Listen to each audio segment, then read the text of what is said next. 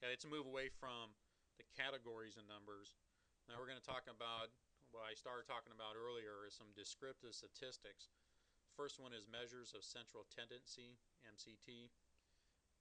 I think everybody really knows what these are, especially mean, but um, just don't know the names of them yet. Really, what as the measures of central means we're trying to figure out where's the exact middle of a distribution of data. We have all these numbers, where's the exact middle of that number? We use three different ways to measure the middle of groups of numbers: the mode, the median, and the mean. What the middle numbers allow us to do is compare groups with one another. And a little bit later in this lecture, we'll talk about properties of normal distribution or a normal curve, and this will become more important at that point. So our mode. The mode is a score that occurs or happens the most often or most frequently occurring value in a distribution. All it is, if we have 100 groups of numbers, and let's say number 15 shows up 25 times, that's the mode. It just tells us that number happened the most often. The median is the value at the exact middle point. It's not affected by extreme scores, and in reality, you see a lot of things on the TV or the radio or whatever on the internet. They talk about the average salaries or average home price in an area. The problem with average is that it's affected by extreme scores. If we have a really low score and a really high score, that really messes up the average, which we'll call mean in a second. But a median score is not really affected by scores that are really high or really low, because it's the midpoints, the value that's right at the midpoint of a group of scores. Now, mean is a score that everybody knows. It's your average. It's the numerical average of a group of numbers. In athletics, we use the mean or average quite a bit. Hitting average, we have ERA. I mean, that's an average. Baseball is a big sport with statistics. More and more sports are getting into measuring different things. So all it is your statistical mean, or excuse me, your average. Um, it takes all scores into consideration and is affected by extreme scores, which I was talking about. And it's one of the most useful numbers we use for our statistics. We really use the mean a lot when after we calculate some inferential statistics, because we want to know how a group of individuals changed. Did that mean score go up or down? If it went up, we're looking for a difference. Let's say we do a test at the beginning, we do some kind of experiment, and we do a test at the end. We call that a pre-test and a post-test. And let's say that we're trying to determine if, again, that strength test I was talking about earlier, we have one group lifting weights for 10 pounds at 3 times a week, another group 15 pounds at 3 times a week, and another group not doing anything at all, which we call the control group. We pre-test them, figure out what, we'll say they're doing a bicep curl. We measure them before they do anything, see what their max, one repetition max test is. Then let's say they do that experiment for a month. Then at the end of the month, we measure them again with a one repetition max. And what we do is, on the pre-test, we calculate the mean numbers for the groups A, B, and C. Then on the post-test, we figure out the mean for groups A, B, and C to see if there's a difference. We will take the mean of the pre-test minus the post-test and come up with a number. And if we want to see if that mean number is bigger with our three groups, if there's been a change, and we have to use the mean to determine that. Now our next measure is called measures of variability. what this is just the spread of scores around the mean or the width of the distribution. So if we have 100 scores, and let's say, we'll just make it easy, we'll say that 50 is the mean, and if 50 is the mean, then every score out of that 100 scores is going to have some kind of spread or go around that mean. It's just telling us how much each score differs from one another. And what these measures allow us to do is to further analyze the scores and allow us to compare two or more groups of score. And we use three different types of measures: range, variance, and standard deviation. Now the range, again, it's a pretty simple calculation. It's the highest score minus the lowest score. Provides us a quick estimate of the variability, but is affected by the extreme scores again. So it's just a number that represents highest minus the lowest. Variance, it's the distance of each score from the mean. It's a pretty long mathematical equation that you don't need to know. The key measure that we use is called standard deviation. It's an indicator of the spread of scores. And simply stated, if the standard deviation is small, it indicates the deviations from the mean are small. And opposite, if the standard deviation is large, then the deviation from the mean is great. So if the standard deviation is small, most of the people in that group of scores were pretty equal. If their standard deviation is large, then the people in that group weren't the same, they were different. So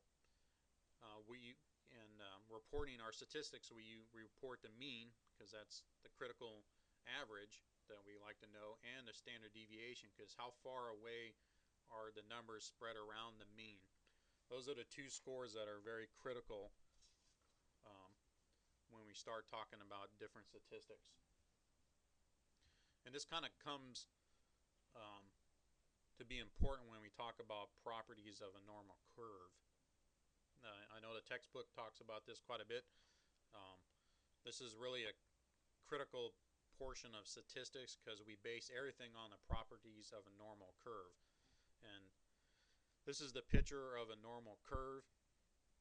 What this represents is the theoretical distribution of data. If we took all the data, let's say we did that study with strength training, we're able to collect the data on every individual in the world.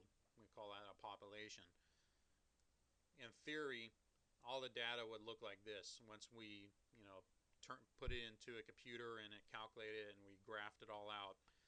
Our data would look like this, and generally speaking. What it suggests is that the data is symmetrically distributed around the mean. The curve is symmetrical and is bell-shaped, as you can see in the picture. What this normal curve also tells us that the data will cluster around the mean, which is the high point there on the curve, and it will gradually taper off, as you can see in the picture. But the tails will never reach the baseline because we never reach zero.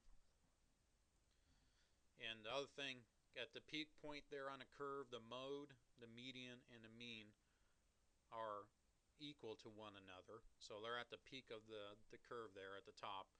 If you look at the curve, if you see mean there at the bottom and you follow it up, it'll be there at the top, would be the mean, the mode, and the median. The other thing with this curve is that if we look at the mean again, or 100, 50% of the scores fall above or below the mean. So if you have 100 scores, 50 of them will be above and 50 of them will be below the scores. And the standard deviation of the curve is measured along the baseline, and you'll see down there at the bottom it has plus 1 SD, plus 2 SD, plus 3 SD, minus 1 SD, minus 2 SD, minus 3 SD. Those are standard deviations. So those little lines that are above plus and minus 1 st, so forth and so on. That is called a standard deviation line. It's telling us how far, again, the numbers are spread around a normal distribution. This is if everything is equal. Now there's a whole bunch of numbers here. It can get quite confusing. And it's not my purpose to confuse you or my intent to confuse you. Basically, if you look on the table, or excuse me, if you look on the picture of the normal curve, you'll see at mean, or 100, if you go plus or minus 1 standard deviation, what that curve is telling you is that 68%, approximately 68% of the people will fall between plus or minus 1 standard deviation. Let's say this is IQ right here. The mean score is 100, and we have a standard deviation of 15, plus or minus 15. About 68% of the people in the world would have an IQ between 85 and 115, whatever that means. Now the next thing, what this normal curve is telling us is that about 95% of the scores will fall between plus or minus 2 standard deviations. So about 95% of the people with IQ will have an IQ between 70 and 130, according to our normal curve. And this is pretty much statistically true.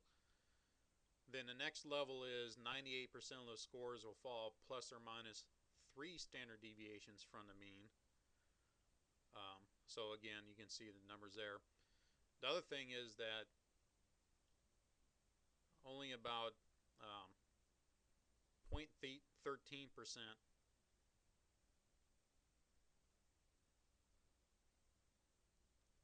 fall beyond plus or minus 3%.